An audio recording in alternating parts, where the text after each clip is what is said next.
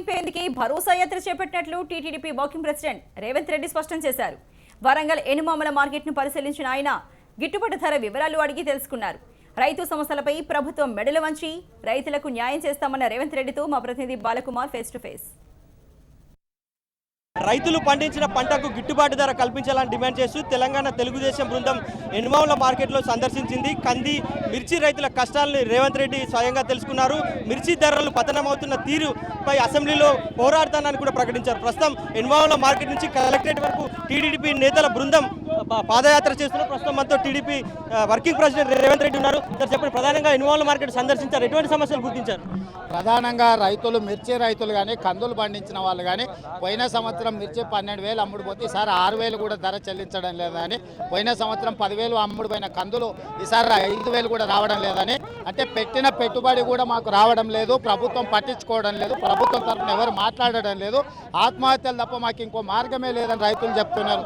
ఈ సమస్యలన్నిటిని కూడా శాసనసభలో నిలదీయాల్సిందిగా మా తరఫున మాట్లాడాల్సిందిగా రైతులు విజ్ఞప్తి చేయడం జరిగింది. రైతుల సమస్యలపై గతం నుంచి కూడా పోరాటాలు చేస్తున్నారు, ప్రభుత్వానికి అనేక విజ్ఞప్తులు చేసిళ్ళు, అసెంబ్లీలో పోరాటం చేసిళ్ళు, కానీ ఎట్లాంటి స్పందన ఉంది? రైతులు ఎట్లాంటి భరోసా ఇస్తారు? మా పోరాటాల వల్ల రైతులు పోరాటానికి సిద్ధమవుతున్నారు, కానీ ప్రభుత్వంలో కదలిక లేదు. కనీసం దున్నపోతు మీద వాన పడితే తోకైనా ఆడిస్తుంది దున్నపోతు, కానీ ఈ ప్రభుత్వం ఆ ప్రయత్నం కూడా చేసే ప్రయత్నం చేస్తలేదు.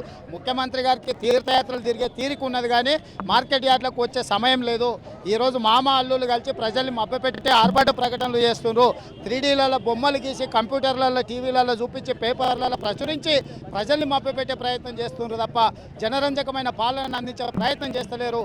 కాబట్టి ఈరోజు రైతుల తరఫున వాళ్ళకు ఒక భరోసా కల్పించడానికి తెలుగుదేశం పార్టీ ఒక కార్యాచరణ తీసుకున్నది. నెక్స్ట్ మీ కార్యాచరణ అసెంబ్లీ సమావేశాలు కావచ్చు, ఎట్లాంటి ప్రస్తావన దేబోతులు మిర్చి రైతులు కావచ్చు, కంది రైతుల కష్టాలను ఎట్లా ప్రభుత్వం కళ్ళెదుట?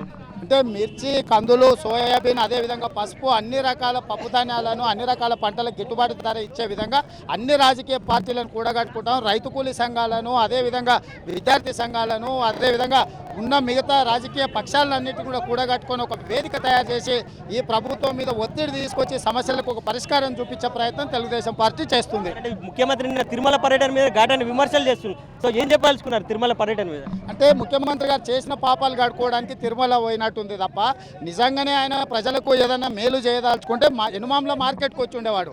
రెండవది, ఆయన మొక్కిన మొక్కులు ప్రభుత్వ ధనంతో చెల్లించడం జరిగింది. వారికి నిజంగా దేవుడికి ఏదైనా మొక్కుంటే సొంత ఆస్తుల నుంచి చేస్తే బాగుంటుంది. ఇవాళ మేము డిమాండ్ చేస్తున్నాం, 5.5 కోట్ల రూపాయలతోని కానుకలు తిరుమల తిరుపతి దేవస్థానానికి ఇచ్చిన అంటుండు. అక్కడి ఈవో గారు మొత్తం ఆ కానుకలు విలువ అంచనా చేసి విడుదల చేయాలి. నిజంగానే 5.5 కోట్ల రూపాయల కానుకలు అవి ఉన్నాయా లేవా కూడా ప్రజలకు చెప్పాల్సిన బాధ్యత ఈవో గారి మీద ఉన్నది. ఇది రేవంత్ రెడ్డి చెప్తున్నారు. ఎనుమావుల మార్కెట్ నుంచి తెలంగాణ తెలుగుదేశం బృందం రైతు పోరు యాత్ర చేస్తుంది.